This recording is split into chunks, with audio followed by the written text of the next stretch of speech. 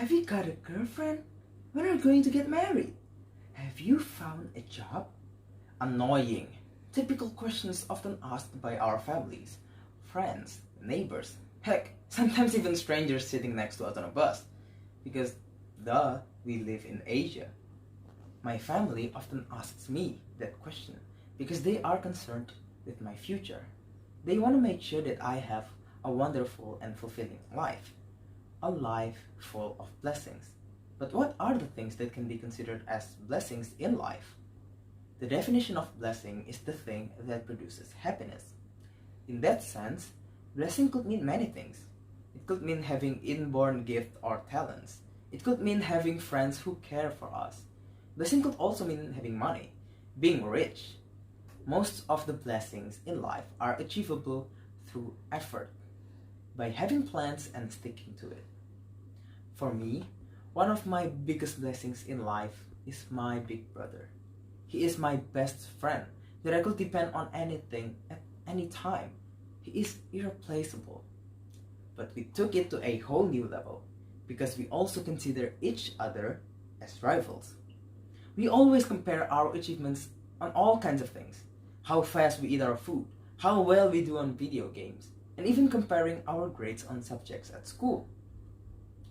Both of us are equally good, but in the end, he always won, even if he did it on a close call. You see, since I was small, I never liked losing against anyone.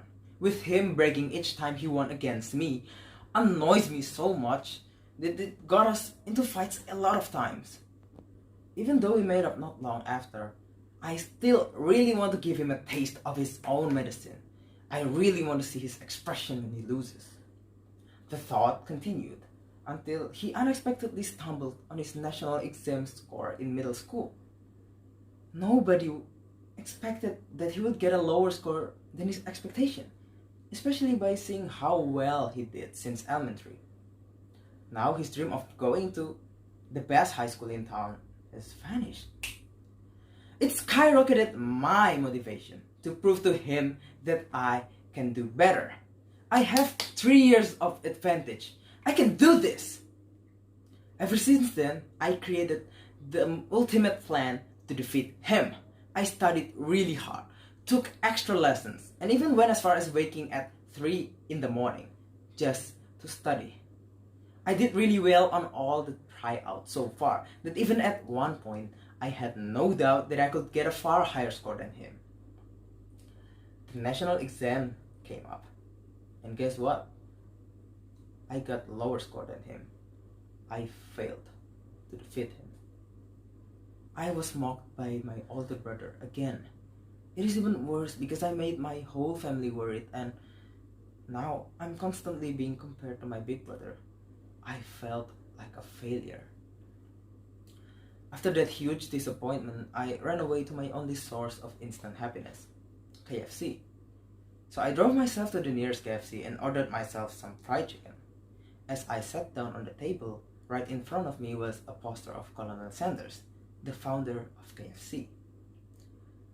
And I thought, should be nice to be successful like him. I mean, with franchises literally all over the world, he could get anything he wanted. I have to imitate what he did. So I looked up on his life story on the net, but what I found was not a pleasant surprise. His life story is full of failures. It's awful. Every time he do something that he thought could make his life better, he failed.